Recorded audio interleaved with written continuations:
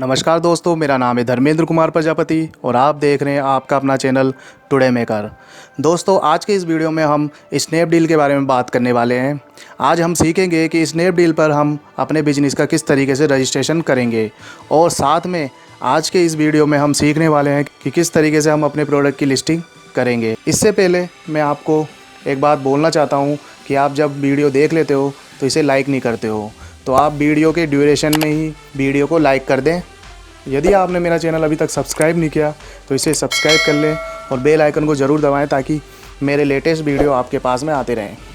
और यदि आप ई-कॉमर्स बिजनेस नहीं करते हैं और गलती से ये वीडियो आपके पास में आ गया है तो आप इसे ऐसे रिलेटिव या फ्रेंड्स को शेयर कर सकते हैं जो ई-कॉमर्स बिजनेस कर रहे हैं या करना चाहते हैं। और यदि इस वीडियो से रिलेटेड आपके पास में किसी भी तरह का प्रश्न है तो आप मुझे कमेंट कर सकते हैं। तो चलिए बिना कोई समय गवाए स्टार्ट करते हैं।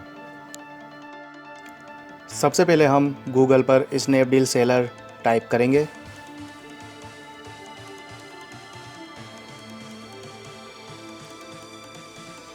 Cell product online on snapdeal.com। Want to sell on Snapdeal. ये हमें जीएसटी नंबर डालने के लिए बोल रहा है, तो हम सबसे पहले जीएसटी नंबर यहाँ पे फिल कर देंगे। Enter your GST number. सबसे पहले हम जीएसटी नंबर यहाँ पे एंटर करेंगे। स्नैपडील का एआई सिस्टम काफ़ी अच्छा है। हम जीएसटी नंबर एंटर करते ही रजिस्टर नाउ पर क्लिक करेंगे। रजिस्टर नाउ पर क्लिक होने के बाद में वह ऑटोमेटिक हमारी डिटेल ले लेगा।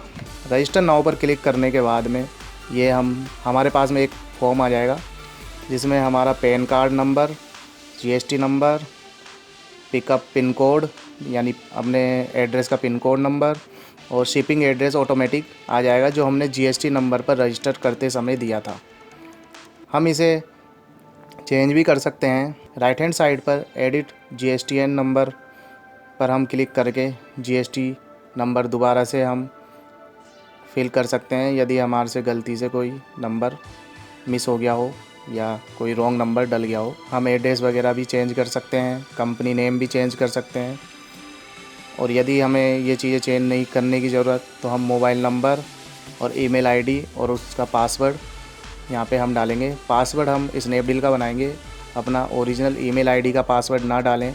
किसी भी साइट पर हम जब भी रजिस्टर करें न्यू ईमेल आईडी से तो उसी साइट का पासवर्ड क्रिएट करें, अपने ओरिजिनल ईमेल आईडी का पासवर्ड एंटर ना करें। अब मैंने पासवर्ड एंटर कर दिया है। अब मैंने सेल नाउ पर क्लिक कर दिया है।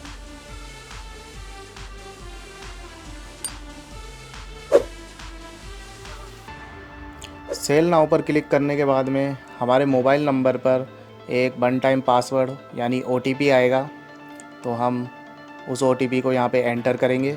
मैं ओटीपी एंटर कर रहा हूँ।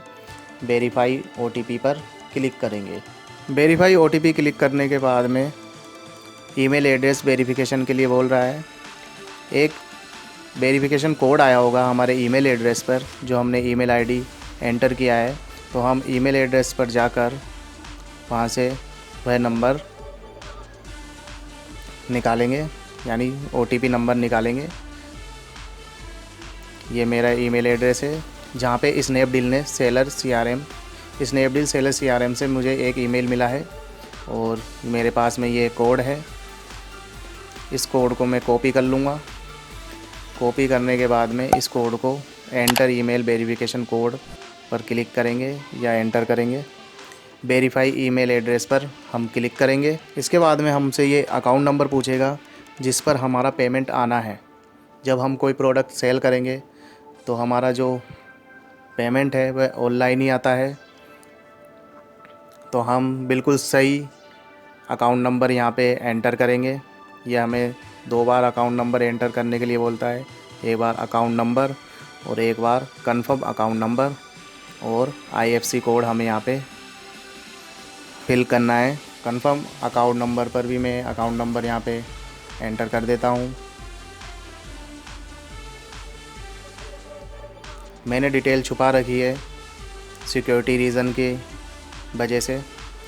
आपके पास में इसी तरीके से एक फॉर्म आएगा तो आप उस पर अपनी डिटेल डाल दें। मैं आईएफएससी कोड यहाँ पे एंटर कर रहा हूँ। पूरी डिटेल डालने के बाद में ऑटोमेटिक बैंक नेम और ब्रांच नेम ये ले लेगा।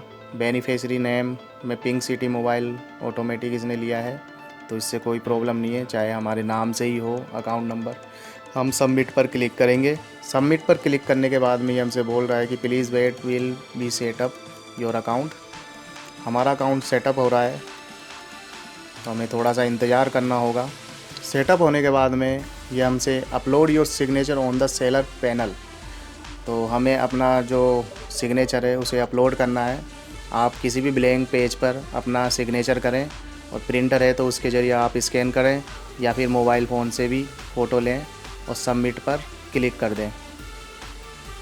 फ़ोटो को अपलोड कर कंप्यूटर के ज़रिए सबमिट पर क्लिक करें। सबमिट पर क्लिक होने के बाद में ये हमें 2000 क्रेडिट देता है। यदि हम 14 दिन के अंदर एक लिस्टिंग कर देते हैं तो ये हमें 2000 रुपीज़ का 2000 रुपीज़ का क्रेडिट देता है, जो हमें बैंक में ट्रांसफ़र नहीं करना होता, वह एडवर्टाइजमेंट के लिए होता है। अपलोड सिग्नेचर हमने कर लिया है। अब दूसरा प्रोसेस है लिस्ट योर प्रोडक्ट। इसने स्टेप बाय स्टेप यहाँ पे 5 स्टेप बताई हैं जो हम फॉलो करेंगे। तो हम लिस्ट योर प्रोडक्ट पर क्लिक करेंगे। लिस्ट योर प्रोडक्ट पर क्लिक करने के बाद में हमारे सामने ये अलग अलग ऑप्शन हैं, जिसके ज़रिए हम अपने प्रोडक्ट की लिस्टिंग करेंगे। क्रिएट ए सिंगल लिस्टिंग पर हम क्लिक करेंगे, और सबसे पहले हम जो अपना प्रोडक्ट सेल करना चाहते हैं उसकी कैटेगरी हम सिलेक्ट करेंगे। तो हम यहाँ से कैटेगरी सिलेक्ट कर लेते हैं। मैं जो प्रोडक्ट सेल करने वाला हूँ वो फैशन ज्वेलरी के अंदर है, और रिंग में एफ रिंग मतलब finger ring. Please enter brand name. हमने ब्रांड नेम एंटर नहीं किया है, तो हम यहाँ पे ब्रांड नेम एंटर कर देंगे। जो भी हमारा प्रोडक्ट जिस भी ब्रांड से हम सेल करना चाहते हैं वह ब्रांड डालना है, तो मैंने यहाँ पे एंटर कर दिया है। अब हमारे पास में डिटेल फिल करने के लिए बोल रहा है। तो सबसे पहले वेरिएशन यदि आपके प्रोडक्ट का है तो आप वेरिएशन यहाँ पे सिलेक्ट कर सकते हैं, नहीं तो सिंगल सिलेक्ट करके भी हम यदि हमारा कोई भी प्रोडक्ट का वेरिएशन नहीं है तो हम सिंगल भी सिलेक्ट कर सकते हैं। ये अलग अलग प्रोडक्ट में अलग अलग, जब भी हम कोई अलग प्रोडक्ट लिस्ट करेंगे अलग कैटेगरी का, तो वह अलग तरीके से ही वेरिएशन बताएगा। तो मैं यहाँ पे सिलेक्ट कर लेता हूँ, वेरिएशन बना लेता हूँ। पैक ऑफ में 1 सिलेक्ट रहेगा। तो यहाँ पे मेरे वेरिएशन क्रिएट हो गए हैं। तो हम यहाँ पे अब डिटेल फिल करने वाले हैं। तो सबसे पहले डिस्क्रिप्शन। तो डिस्क्रिप्शन मैंने पहले से ही बना रखा है, तो मैं इसे कॉपी पेस्ट कर लेता हूँ। यूपीसी कोड यदि आपके पास में हो, EAN कोड हो तो आप फिल कर सकते हैं, वैसे ज़रूरत नहीं है इसकी। प्रोडक्ट का नेम आप अच्छी तरीके से बनाएं अपने प्रोडक्ट का नेम, ताकि सर्चिंग में आए। ब्रांड इसने ले रखा है, हमने पहले ही दे दिया था। अब ऐड मोर वेरिएंट भी कर सकते हैं, यानी और अगर वेरिएंट हो, और अलग अलग वेरिएंट के अलग अलग SKU होते हैं, तो हमें SKU सभी के ही SKU अलग अलग फिल करने हैं। तो मैं इसे जल्दी से फिल कर देता हूँ। फिल करने के बाद में हम नेक्स्ट पर क्लिक करेंगे। नेक्स्ट पर क्लिक करने के बाद में ये हमें इमेज एंटर करने के लिए बोल रहा है। तो मेरा जो प्रोडक्ट है उसकी साइज़ चेंज है, लेकिन इमेज यानी प्रोडक्ट सेम है, सेम कलर है, सेम प्रोडक्ट है, सेम डिज़ाइन है। तो इसलिए मैं सभी SKU में यानी सभी वेरिएंट में सेम ही इमेज एंटर करूँगा, अपलोड करूँगा। मैं तीसरी जो वेरिएंट है उसमें भी यही इमेज अपलोड कर देता हूँ। नेक्स्ट पर क्लिक करूँगा। अब ये जो मैंडेटरी आ रहा है तो इसे हमें ज़रूर फिल करना है, इसके बगैर हमारी लिस्टिंग कंप्लीट नहीं होगी। तो मटेरियल मैंने फैशन ज्वेलरी की कैटेगरी सिलेक्ट की है, तो ये यहाँ पे सिल्वर या गोल्ड जो फाइन ज्वेलरी में आती है वह उसका ऑप्शन नहीं देगा, तो हमें इसी में से ही कुछ सेलेक्ट करना पड़ेगा, तो मैं नन सिलेक्ट कर सकता हूँ या वाइट मेटल भी सिलेक्ट कर सकता हूँ, पर वाइट मेटल अलग हो जाएगा, इसलिए मैं नन को सिलेक्ट कर लेता हूँ। साइज़ चार्ट ये वही साइज़ चार्ट है जो मैंने साइज़ दी थी अलग अलग वेरिएंट की 7, 8, 9। तो यहाँ से भी मुझे 7, 8, 9 सिलेक्ट करना पड़ेगा। उसकी जो साइज़ है वह mm और सेंटीमीटर दोनों में मुझे यहाँ पे देना है, ताकि कस्टमर को अच्छी तरीके से पता चले, हमारे प्रोडक्ट का साइज़ अच्छी तरीके से डिस्क्राइब हो।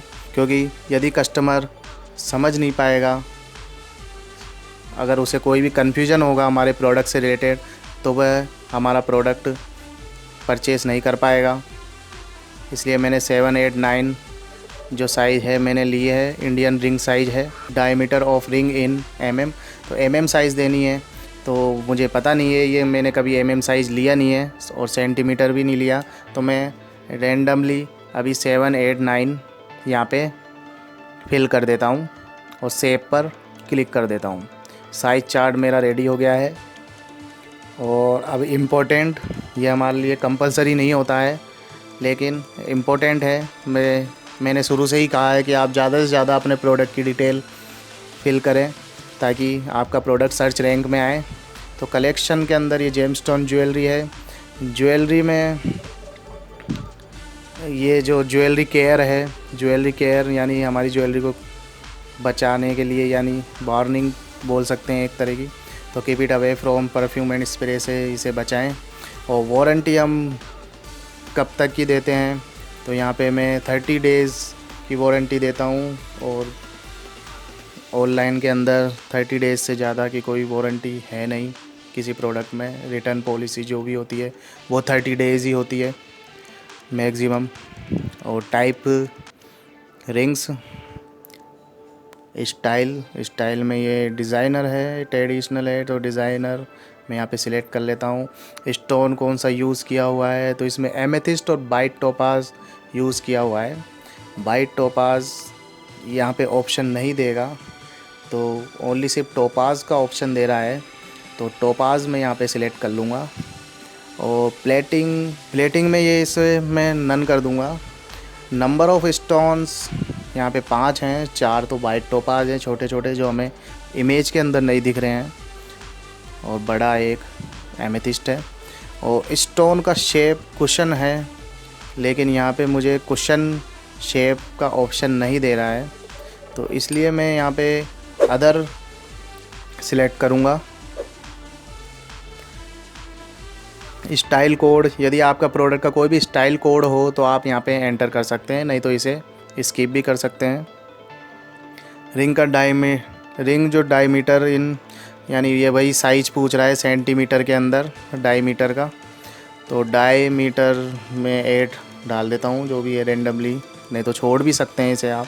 ऑप्शनल में हम देखते हैं कि हमारे प्रोडक्ट से रिलेटेड क्या हम यहाँ पे एंटर कर सकते हैं, डिटेल को, कौन सी डिटेल को हम यहाँ पे एंटर कर सकते हैं।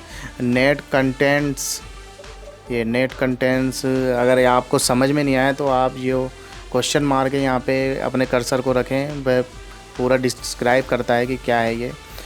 बियरेबल इंगेजमेंट है। Consumer complain, name, address, phone, email ID. अगर यदि आप अपना एड्रेस या फ़ोन नंबर या ईमेल आईडी यहाँ पे देते हैं तो कंज्यूमर आपको डायरेक्ट कंप्लेन कर सकता है।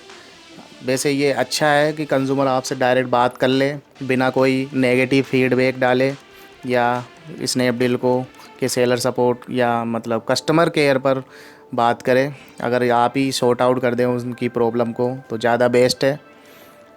आपको कस्टमर रिलेशनशिप अच्छा करना है। ग्रॉस वेट 5 है, और कुछ इसमें कोई ऐसा डिटेल फिल करने का है नहीं। कंट्री ओरिजिन तो इंडिया है हमारी कंट्री ऑफ ओरिजिन, तो हम इंडिया को सिलेक्ट कर लेंगे।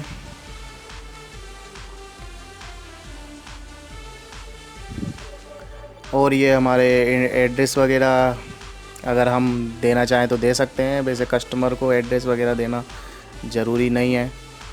और वेरिएंट डिटेल ये हमें दे रहा है। तो वेरिएंट डिटेल में ये हमें अच्छा ऑप्शन दे रहा है कि हम अलग अलग वेरिएंट का अलग अलग MRP, अलग अलग सेलिंग प्राइस और जो क्वांटिटी होती है अलग अलग दे सकते हैं। और यदि सेम क्वांटिटी है तो हम यहाँ पे use same value to all variant जो हमें दिया हुआ है उस पर हम क्लिक करेंगे, use same value to all variant. तो सभी जो वेरिएंट हैं वो सेम हो जाएंगे। प्रीव्यू देखते हैं तो एरर बता रहा है। एरर इसलिए बता रहा है कि वह वेरिएंट के ऊपर जो कुछ कॉलम थे हमारे वह रह गए थे, हाइट, विड्थ, लेंथ और वेट। तो ये हमें मैंडेटरी है यानी कंपलसरी है, तो हम इसे फिल कर लेते हैं। और इसको फिल करने के बाद में फिर हम प्रीव्यू पर क्लिक करेंगे। यूज़ वुडन पैकेजिंग, हम वुडन पैकेजिंग यूज़ नहीं करते हैं। प्रीव्यू देखेंगे, प्रीव्यू में हमें इस तरीके से हमारी लिस्टिंग दिख रही है। हम इसे क्रॉस कर लेंगे। सेव एज ड्राफ्ट पर हम क्लिक करेंगे। सबसे पहले हमारा product as a draft save होगा। ड्राफ्ट में जाने के बाद में ऑटोमेटिक ये अंडर रिव्यू में जाएगा स्नैपडील के बैकएंड पर, और वहाँ से वह स्नैपडील के जो भी ऑपरेशन डिपार्टमेंट है वह हमारी लिस्टिंग को अप्रूव या रिजेक्ट कर सकती है। इसमें ज़्यादा टाइम नहीं लगेगा। यदि आपका प्रोडक्ट बिल्कुल अच्छी तरीके से लिस्ट है तो आपका प्रोडक्ट अप्रूव हो जाएगा, नहीं तो रिजेक्ट हो जाएगा। तो यहाँ पर हमारा स्नैपडील का रजिस्ट्रेशन और सिंगल लिस्टिंग कंप्लीट हुई। धन्यवाद। जय हिंद, जय भारत।